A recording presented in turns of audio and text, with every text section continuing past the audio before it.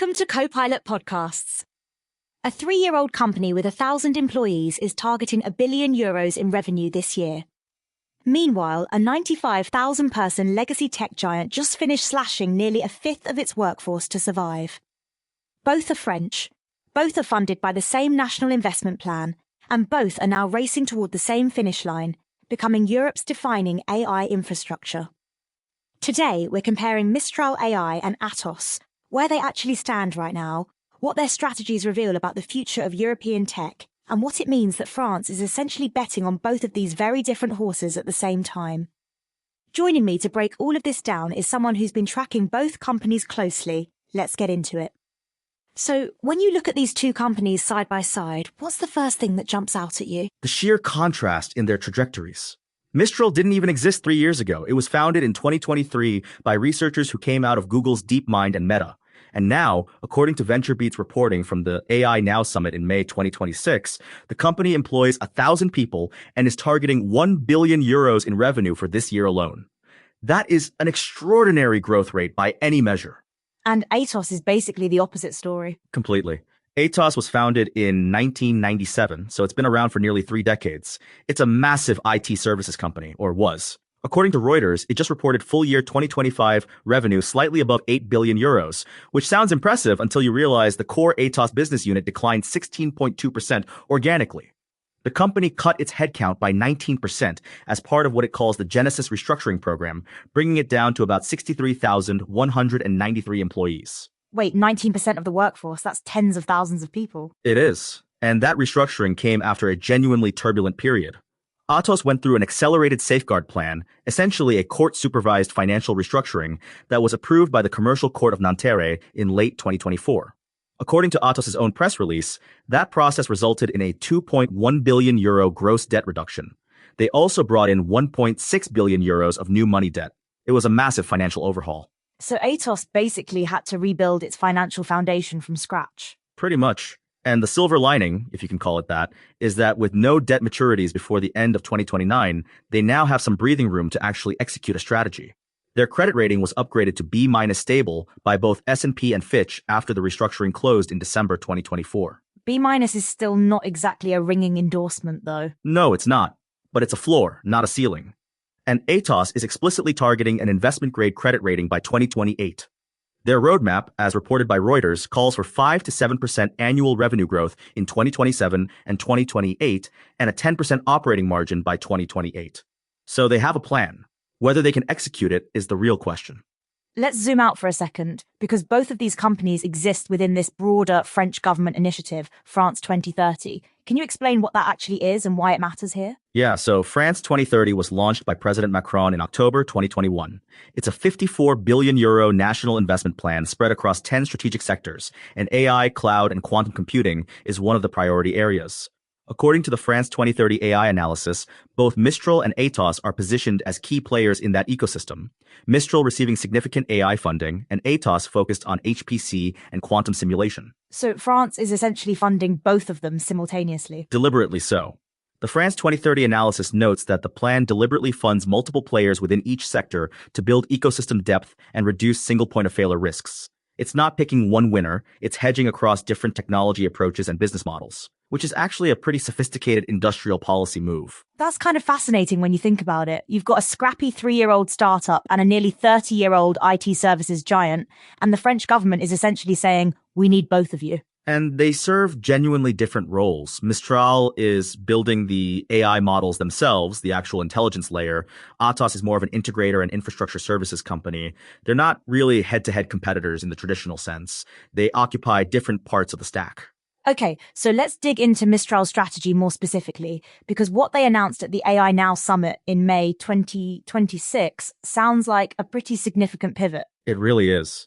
According to VentureBeat's coverage of the summit, Mistral's CEO Arthur Munch laid out a strategy that he described as owning the full stack. His exact words were, and I think this is worth quoting, the first is that in order to deploy AI in the enterprise, you actually need, as an AI provider, to own the full stack. He also described the business as fundamentally about transforming electrons into tokens and intelligence.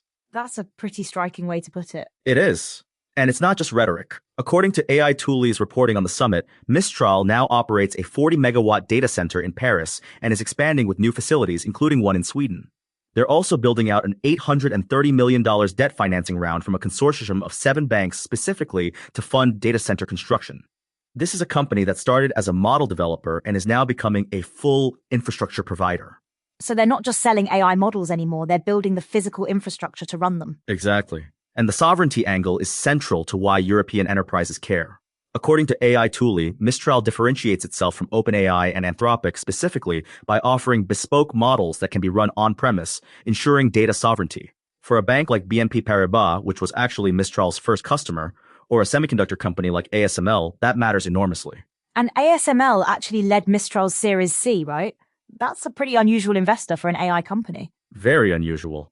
According to VentureBeat, ASML, the Dutch semiconductor equipment maker, led Mistral's 1.7 billion euro Series C in September 2025, valuing the company at 11.7 billion euros. That's a strategic investment, not just a financial one. ASML is essentially betting that Mistral's physics AI capabilities will matter for how companies like Airbus and BMW design products. Wait, physics AI? What does that mean exactly? So this was actually the centerpiece announcement at the AI Now Summit. According to VentureBeat, Mistral acquired a company called MEAI in May 2026, and through that acquisition, they're building what they call Mistral for Industrial Engineering, an AI stack that combines their large language models with physics simulation capabilities. The idea is that AI can predict how physical systems behave, which is incredibly valuable for engineering-heavy industries. So instead of just helping you write emails or summarize documents, Mistral's AI could help simulate how an aircraft wing performs under stress. That's exactly the pitch. And it's a smart vertical play. Rather than trying to outcompete OpenAI on general-purpose models, Mistral is going deep into specific industries, manufacturing, engineering, finance, and building the infrastructure to keep everything on-premises for those clients. Let's talk about the pricing piece, because I've seen some numbers that are genuinely hard to believe. Yeah, this is where Mistral's strategy gets really interesting. According to the CallSphere analysis of Mistral's 2026 roadmap, their Medium 3 model is priced at $0.4 per million input tokens and $2 per million output tokens. Compare that to Claude Opus 4.7, which is $15 per million input tokens and $75 per million output tokens. That's roughly 1/8 the price for a model that scores only 3 to 5 points lower on most benchmarks. 1/8 the price. That's not a small discount, that's a completely different cost structure. And that's the point. For enterprises running AI at scale, the total cost of ownership completely changes the math on which workloads actually need a frontier model. If you can get 90% of the performance at 12% of the cost, a lot of enterprise use cases suddenly make economic sense that didn't before. How is Mistral able to price that aggressively? Is it sustainable? According to Clover.ai's in-depth analysis of Mistral's financials, the key is computational efficiency. Mistral uses what are called sparse mixture of experts architectures. Essentially, the model only activates the parts of its neural network that are relevant to a given task, rather than running the whole thing every time. That dramatically reduces inference costs.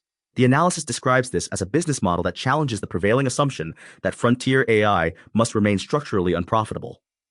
That's a pretty bold claim in an industry where most AI companies are burning cash at an extraordinary rate. It is, and the revenue trajectory backs it up to some extent. According to Clover.ai's analysis, Mistral's revenue grew from roughly $10 million in 2023 to more than $400 million in annualized recurring revenue by early 2026. That's one of the fastest growth rates in European technology history, according to that same analysis. Okay, so now let's flip back to Atos, because their story is genuinely different in almost every dimension. What does their current strategy actually look like? So Atos is in a very different phase. They're not in growth mode, they're in stabilization mode. According to Reuters, the company itself described 2026 as a year of stabilization, with a target of positive organic revenue growth and a potential downside limited to a 5% decline in a challenging market. That's a pretty cautious outlook. And yet there are some bright spots in their numbers. There are. The Eviden division, which is Atos's higher-tech digital transformation arm, actually grew 6.7% to 1.04 billion euros in 2025, according to Reuters. That growth was driven in part by the delivery of the Jupiter supercomputer in Germany, and Atos had a backlog of 10.7 billion euros at the end of December, which represents about 1.3 years of revenue. That's a meaningful pipeline. So the legacy IT services side is shrinking, but the more advanced tech division is actually growing. That's the pattern, and Atos seems to be leaning into that. In March 2026, they completed the sale of Bull, their advanced computing activities, to the French state. So they're actually divesting some of their legacy infrastructure to focus on what they see as higher value services. And they've been making moves on the AI side too, right? I saw something about a Microsoft partnership. Yes, in June 2026, Atos announced an expansion of their strategic collaboration with Microsoft to scale what they're calling secure agentic AI across the Atos workforce and their clients. And separately, in March 2026, they launched what they're calling Sovereign Agentic Studios, essentially a framework for bringing AI safely into production across organizations. So they're positioning themselves as the integrator and implementation layer for enterprise AI. Which is interesting because that's actually a different bet than Mistral's. Mistral is building the models and the infrastructure. Atos is saying we'll help you deploy whatever AI you choose safely and at scale. Exactly. And Atos has something Mistral doesn't. 2,000 plus AI experts, 170 plus enterprise customers, and 12 global delivery centers, according to their own AI services page. That's a massive implementation and consulting capability. The question is whether that's enough of a differentiator in a market where the underlying AI models are getting cheaper and more accessible every month. That's a real tension, isn't it? If the models commoditize, does the services layer become more valuable or less valuable? It's genuinely contested. The optimistic case for Atos is that as AI becomes more powerful, the complexity of deploying it responsibly, especially in regulated industries like finance, healthcare, and government, actually increases. And that's where a company with deep enterprise relationships and a responsible AI practice has an edge. The pessimistic case is that hyperscalers like Microsoft and Google will absorb that services layer themselves. And Atos is already partnering with Microsoft, which is also a Mistral partner. So there's this interesting web of relationships here. Right. According to the CallSphere roadmap analysis, Mistral's models are available through Azure AI Foundry, AWS Bedrock, and their own La Platform. So Microsoft is simultaneously a distribution partner for Mistral's models and a strategic partner for Atos's implementation services.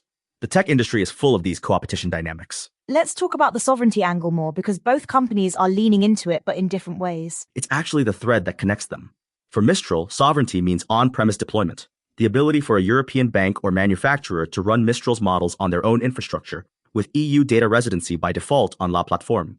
For Atos, sovereignty means their April 2026 launch of an integrated digital sovereignty offering for regulated and AI-driven environments. Both are essentially selling the same promise. Your data doesn't have to leave Europe. And that's a genuinely compelling pitch for European enterprises that are nervous about US cloud providers. Especially post-EU AI Act. According to the CallSphere analysis, Mistral shipped a public EU AI Act compliance dossier in April 2026. That's a real differentiator when you're selling to European enterprises that have to navigate that regulatory landscape. It's not just a marketing angle, it's a compliance advantage. Okay, I want to push back on something here. Mistral's story sounds almost too good. A 3-year-old company, growing at this pace, building data centers, acquiring companies, targeting $1 billion in revenue, what are the risks? That's the right question to ask.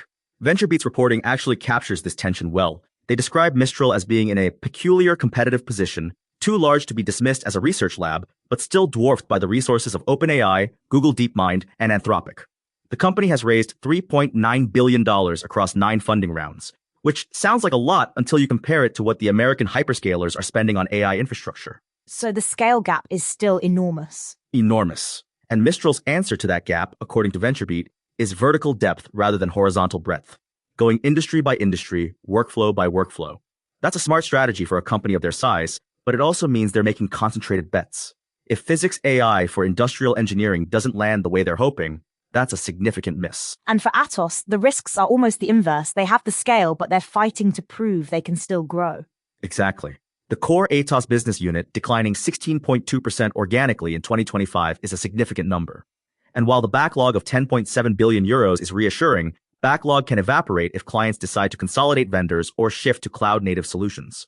The Genesis restructuring bought them time, but time isn't a strategy. What does Atos's path to 10% operating margin by 2028 actually require? Like, what has to go right? A few things. The Eviden division needs to keep growing. That 6.7% growth in 2025 needs to accelerate. The core IT services business needs to stabilize, which is what they're calling 2026. And the new partnerships, Microsoft, the European Commission cybersecurity contract they won in 2025, need to translate into recurring revenue. According to Reuters, they're also targeting a leverage ratio of net debt less than 1.5 times operating income by 2028, which requires both revenue growth and margin improvement simultaneously. That's a lot of things that all need to go right at the same time. It is, and the market environment isn't exactly forgiving. The Reuters report notes that even their optimistic 2026 scenario includes a potential 5% revenue decline. So they're essentially saying, best case, we grow a little, worst case, we shrink a little. That's not a company firing on all cylinders. Let me ask you something that I think a lot of people watching this space wonder about. Is there a world where Mistral and Atos end up working together more directly? Like, could Atos become a major implementation partner for Mistral's models? It's not far-fetched. Atos already has the enterprise relationships and the implementation capability that Mistral lacks. Mistral has the cutting-edge models and the sovereignty narrative that Atos could leverage. The France 2030 framework actually encourages this kind of ecosystem collaboration. Whether it happens formally is another question, but the strategic logic is there. And both are already operating in the same sovereign AI space, pitching to the same European enterprise clients. Right. And here's what I think is the underappreciated angle. The France 2030 analysis makes the point that the plan deliberately funds multiple players to build ecosystem depth. That framing suggests the French government sees these companies as complementary, not competing, which means there may be policy-level incentives pushing them toward collaboration rather than head-to-head competition. That's a really interesting reframe. Instead of asking who wins, maybe the question is how they fit together. And that's actually a more useful frame for anyone trying to understand where European AI is heading. It's not a zero-sum game between Mistral and Atos. It's more like Mistral is building the engine, and Atos is one of the companies that could help install it in the car. I love that analogy. Okay, one more thing I want to touch on. The specialized models that Mistral has been launching. Voxtral, Robostral, what's the significance of those? So according to AI Tooley's coverage of the AI Now Summit, Mistral's strategy is increasingly prioritizing efficient, task-specific models over general-purpose ones. Voxtral is a text-to-speech model. They describe it as frontier, open weights, and fast. Robostral is designed for industrial robotics. The idea is that a smaller, specialized model that's been optimized for a specific task will outperform a general-purpose model in speed and energy efficiency for that task.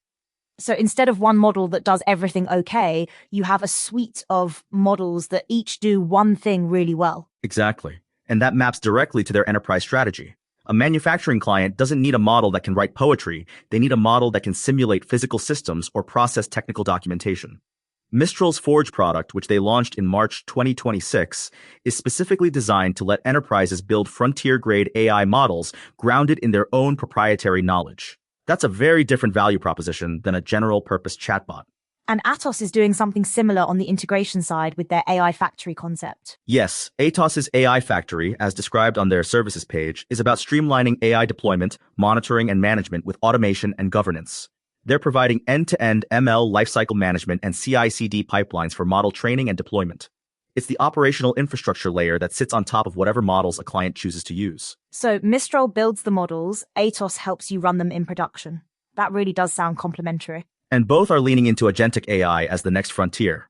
Mistral launched their Agents API as a server-side agent runtime with built-in tool use, memory, and a hosted code interpreter. Atos launched Sovereign Agentic Studios. The word agentic is everywhere right now, and both companies are positioning themselves as the safe, sovereign way to deploy autonomous AI systems in European enterprises. All right, so when you step back from all of this, the funding rounds, the restructuring, the data centers, the specialized models, what does this really come down to? It comes down to two very different theories of how European tech sovereignty gets built. Mistral's theory is that you need to own the full stack, the models, the infrastructure, the data centers, and that a lean, efficient, fast-moving company can out-innovate the American giants by going deep in specific verticals rather than trying to match them on scale. Atos's theory is that the real value is in trusted enterprise relationships, implementation expertise, and the ability to integrate whatever AI emerges into complex, regulated environments. And both theories could be right simultaneously. That's the thing. The European AI market is large enough that both can succeed. What's striking is how different their starting points are. Mistral is a rocket ship still being assembled mid-flight, and Atos is a supertanker that nearly capsized and is now slowly turning around. The timelines are completely different. Mistral is moving at startup speed, Atos is moving at enterprise restructuring speed. And for anyone watching this space, whether you're an investor, a developer, or just someone trying to understand where European AI is heading, what's the most important thing to keep an eye on? For Mistral, watch whether they hit that €1 billion revenue target for 2026. If they do, it validates the full-stack sovereign AI model in a way that changes the conversation about European competitiveness. For Atos, watch the Eviden division's growth rate and whether the Genesis restructuring actually translates into margin improvement by 2027. Those are the two data points that will tell you whether each company's theory is working. Those are really concrete things to track. I appreciate that. And there's one more thing worth noting. Mistral's CEO said at the AI Now Summit that the company started with 15 employees and its first customer was BNP Paribas in 2023. 3 years later, they have 1,000 employees and are targeting $1 billion in revenue. That growth rate is genuinely unprecedented in European tech. Whether it continues at that pace is the open question, but the trajectory so far is hard to argue with. And Atos, for all its struggles, still has a €10.7 billion backlog. That's not nothing. It's really not. That backlog represents 1.3 years of revenue in contracted work. For a company in turnaround mode, that's a meaningful foundation. The challenge is converting that backlog into profitable revenue while simultaneously investing in the AI capabilities that will define their next chapter. It's a difficult balance to strike. Here's what this really comes down to, I think. We started this episode with what looked like a David versus Goliath story. Tiny startup versus massive legacy company. But the more you dig in, the more you realize it's not that simple. Mistral isn't fighting Atos. They're both fighting for the same thing, the right to be the infrastructure layer of European AI. And France, through the France 2030 plan, is betting that both of them can contribute to that goal in different ways. And that's actually a more hopeful framing than the zero-sum competition narrative. The European AI ecosystem needs model builders and it needs integrators. It needs companies that move fast and companies that have deep enterprise trust. Mistral and Atos, whatever their individual trajectories, represent both of those things. The question is whether the ecosystem around them, the funding, the regulation, the enterprise demand, develops fast enough to let both of them succeed. So we opened with a 3-year-old company and a nearly 30-year-old company both racing toward the same finish line. And maybe the real insight is that the finish line isn't a single point, it's a whole landscape, and there's room for both of them to find their place in it. That's what makes this comparison so worth watching. Thanks for being here, and thanks to everyone listening to Copilot Podcasts. Keep watching those revenue numbers, they'll tell you everything.